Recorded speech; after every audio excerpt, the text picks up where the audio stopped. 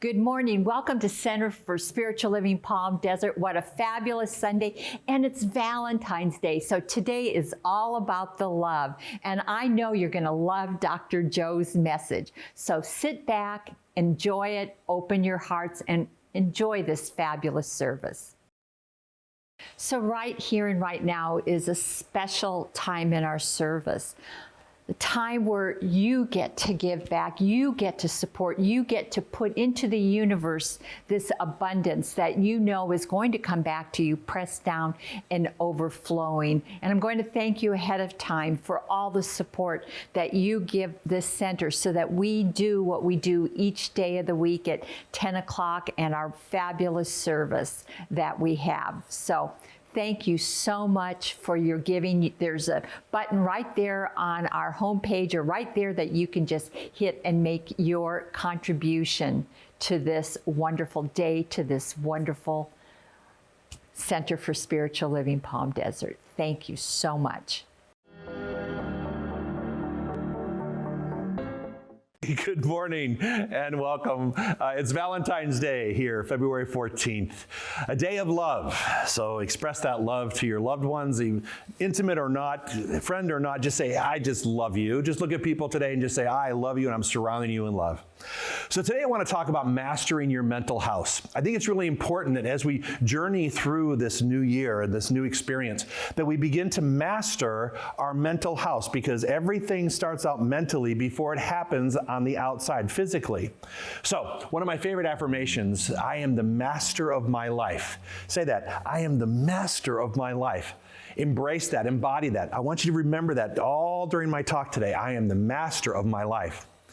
And actually, we are not only the masters, we become artists in our life. When we're mastering our life, we actually project images of ourselves. Now, we project images to other people that are sometimes accurate and sometimes not.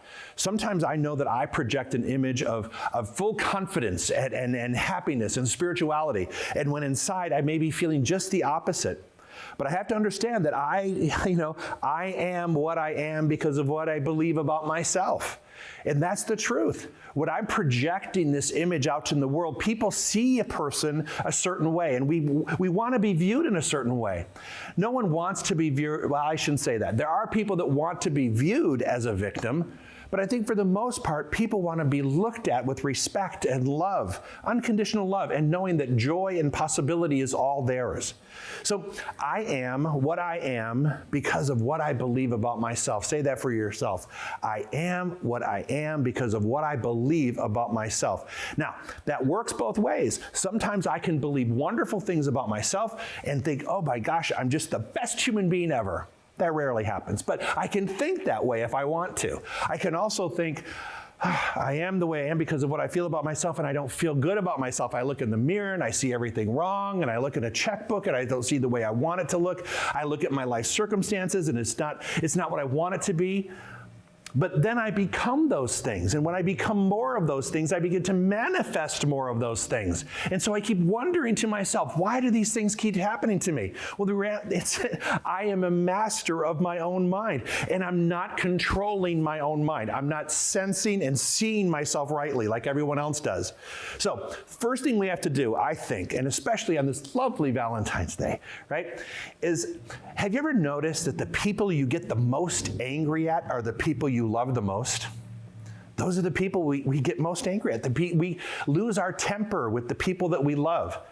Maybe it's because we feel like we can, but we need to learn how to master that kind of anger. And the same goes for sadness or jealousy or even our self-rejection. We have to learn to master that so that it doesn't flow into the goodness that can come from any type of relationship. So imagine, if you will, someone from another planet that shows up here on Earth and they see how we communicate with one another. Imagine, if you will, someone looks at it and goes, wow, these people really get all tied up and angry about all these different things. Where does love fit in? And I want to ask you that. Are you getting tied up in what's going on around the planet? Or are you allowing yourself to say, how is love going to show its way in my life? Because when love shows its way in my life, I begin to attract people who want to have love show up in their life, And they begin to attract people who want love in their lives. And you end up having a community of people who are loving and joyful. That's what I want us to experience this week. So we've come to a point, I think, that, and I want to call it because of social media, and because the way we watch people communicate and the news and just everything, right? Everything. We have what I want to call normal and anticipated mental illness. We do. We expect it. When I go to the news, right? When I turn on the news, I rarely turn on the news going, oh, I bet it's going to be a half hour of good news. I bet it's going to be all about puppies and kittens. Hell no. When I turn on the news, there's this anticipation going, okay, let's find out what the numbers are today, and what tier are we in, and what's going on the political front, and who's fighting whom, and who's doing what to whatever. We've gotten to the point now where we almost anticipate something negative happening. And that's a really tough place to be in because we're not mastering our mind. We're looking at the effects of everything else around us, and we're internalizing it to the point where it becomes who we are. I know people, and maybe you're one of them. I know people who have become issue-oriented, and it's become their life. Their calling is to bang the drum on certain issues. And they lose sight of what's important because all they focus on is the one issue or several issues. They just focus on those issues that are divisive instead of seeing, what can I say that could possibly bring love into the situation? Man, they're so quick to just jump in and start an argument with them. So listen, when the fear becomes too great, the reasoning mind starts to fail, and what happens? When the fear becomes too great, people lose their reasoning mind, and what happens after that? There's a breakdown, complete breakdown. Have you ever had one? I feel like I've had them in my life. Hell, I feel like I have them in traffic every day. I feel like there's this breakdown that occurs, but when the fear becomes too great in our lives, the reasoning mind starts to fail and begins to make up a storyline that may or may not be true. And when that happens, there's a breakdown. There's a breakdown in communication. There's a breakdown in what looks like your reality in life. Be very careful to master your mind so you don't allow fear to become the driving force in your life. Someone said to me, you're really pushing my buttons. Has anybody ever said that to you? You really know how to push my buttons. What I've thought about is what that really means is I've really learned how to touch where you're wounded, where you have healing work to do. If someone's pushing your buttons, first of all, who put them there? Secondly, they're probably touching something that needs to be healed. So instead of telling somebody, you're pushing my buttons, back off, well, okay, let them back off, but don't leave it there. Because if you want to master your mind, you have to figure out, why did that trigger me? Why did that bring about that response from me? The reality is that I'm touching a wound that you have, or you're touching a wound that I have. So when someone's out there to push your buttons, or you feel like they're pushing your buttons, mastering your mind means I tell them, back off for just a little bit. That really upset me. But then go into a space where you can contemplate and really meditate and think, why did that trigger me in such a way? I've been watching that with myself. I've been watching my own behavior. And when I see my buttons getting pushed, I tell people, no, wait, but step it up over line here. Just stop, back up. But then I have a conversation with myself later that night. I'm like, why did I react that way? And usually it's because something within me has been injured, and I feel like I need to fix it. When you think about that, then you look at the world differently, because sometimes I do think we're walking around with the walking wounded. I mean, and it's unavoidable. I shouldn't say that because that's an affirmation, but many people over the past year, and it's been almost a year, have lived in this state of fear and questioning and isolation. And it's really brought a wounded energy to the forefront. Many people have used this as a time for awakening, but lying underneath of it, there may be people who are like, I feel like I've missed a year of my life. I feel like I've missed out on all this opportunity. I can't create this year, and I only have so many days left, and this whole year was spent doing this.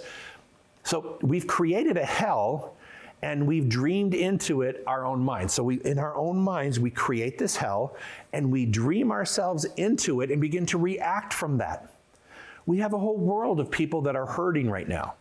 How can we master our mind so we can bring love into our lives and bring love into the situation?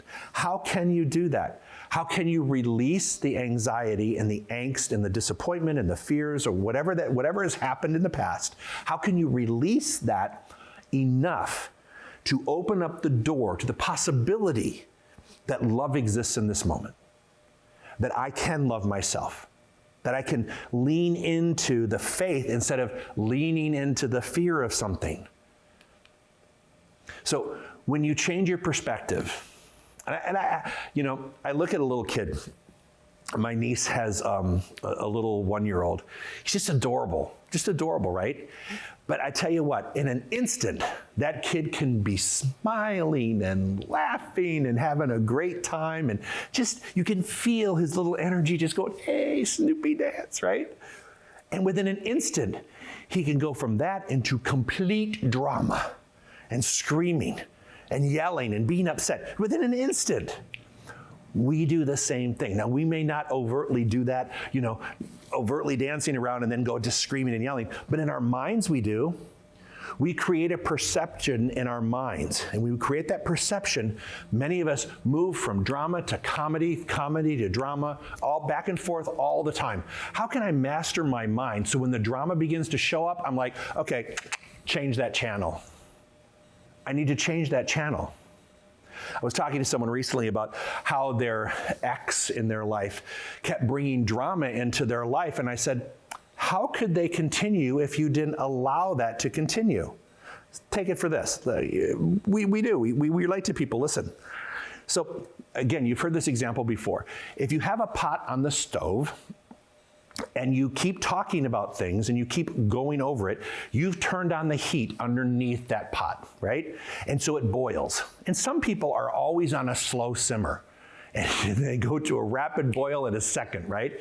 But as you begin to talk about things, the fire increases and the intensity and the heat and the anger and the vibration and the frequency around it begins to change. And next thing you know, you have a rapid boil argument. Now, sometimes, just saying, what if we learned that when people want to start putting stuff into our pot that trigger us or that we engage in, we take the lid to the pot and put it over the top and just go, no. Mentally, you don't have to do it in front of their face. You don't have to say it out loud. But mentally, you go, I'm not letting this in. I'm not putting this in my pot to boil. I'm not doing it. And don't engage in it. The hardest part is, have you ever tried to pour something on top of a pot that has a top on it? It doesn't work. Eventually, you give up because it doesn't work. So why don't you be the master of your own mind? And when someone starts to approach you with their drama, you take the lid, you put it over the pot. Not in my pot, baby. You're not going in my pot.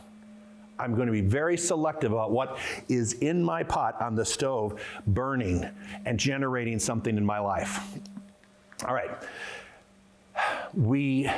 And on that note, it requires us to look at our own behavior and how sometimes we pass the torch of our emotional and mental wounds to other people.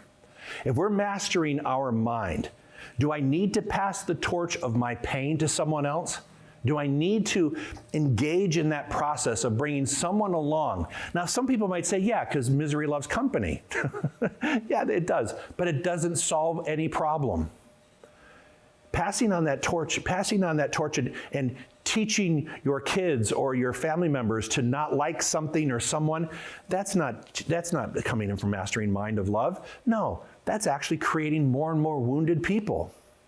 So I just want you to think about this. In this idea of loving oneself, and this whole idea of Valentine's Day and the big red hearts and feeling love for yourself and other people, we're living in an image of who we think we're supposed to be. And I don't want to look at who I'm supposed to be. I want to look at who I am. And I want to look at the real you. In order to look at the real you, we have to set aside all those things that have happened to us.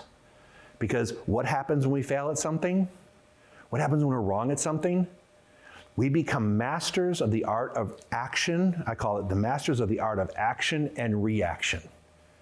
And when I'm the master of my art of action and reaction, all the things that happen in my world, all the crazy stuff that can happen in my world, when I learn, mastered my mental house, when I learn how to do that, then I've really achieved that place of peace. Because when these things go on, yeah, they can light me up for a little bit. And let's face it, I'm not asking you to go through your life with blinders on or this Pollyanna attitude. I'm not asking you to do that. I'm not asking you to just dismiss every single thing that happens that feels dramatic. But look at why it's become dramatic. Look at why it had that energy. Look at why it got to the point that it did and my participation in that becoming that kind of activity. How did I engage in that to make it feel like it was something more than it really was? Or has to be. How's that? Not just was, but what it has to be. I have found myself recently, I've been engaged in the art of not engaging. I don't need to. There's no upside to it. I know who I am. I know what I am. I know what I stand for. I don't need to have a parade and have everybody line up behind me. I need to just authorize my own spiritual experience and just be the example of someone who doesn't engage. What's really funny is that people expect me to engage. There's an expectation. Uh-oh, here it comes. And they're ready for it. They're chomping at the bit for it to happen. Become the master of your mental house. Look at what triggers you. Look at why it triggers you, and then master the art of your action and your reaction. When you do this, you will have mastered one of the many tools that you need in your spiritual life, because you'll be more at peace than you've ever been before, because nothing's going to crawl up under your skin and push those buttons. Have a great Valentine's Day. So end your lesson.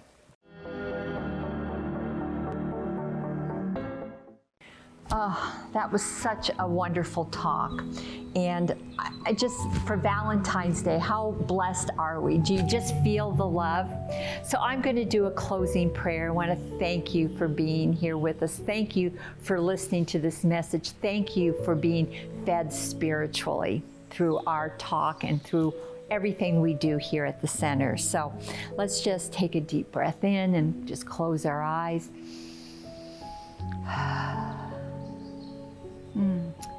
From this sweet place of the heart, we know that there is one life, and that life is God's life, and that life is my life, that life is your life. We are one with this divine love. And what we know is that from that place of love, we manifest all that we desire. We take responsibility for everything in our life, the good, the bad, and the ugly, but we turn it into the good. We see the good in every instance, in everything that shows up in our life, and we feel the gratitude. We feel the gratitude. And on this Valentine's Day, we take an inventory of all the love, all the people in our life that we love, that love us, recognizing that how we are so blessed by this experience called love. We see the mountains and we feel that love. We see the trees and we see that love. We see a little child in the street, we see that love. We go to the grocery store, we see the people that are there working so that we can have food delivered to us in the stores. We see love. We see love everywhere. And as we see that love comes back to us. It fills us up. So I am so grateful. I'm so grateful for this day. I am so grateful for each person watching, each soldier of love that's out there spreading love and receiving love, knowing that we are making a difference by the way we love, the magnificent amount of love that we put out into the world. So knowing that all is well, knowing that all is divine love, I just let go, let God, and together we say, and so it is. Have a wonderful week, everyone. You are loved. Happy Valentine's Day.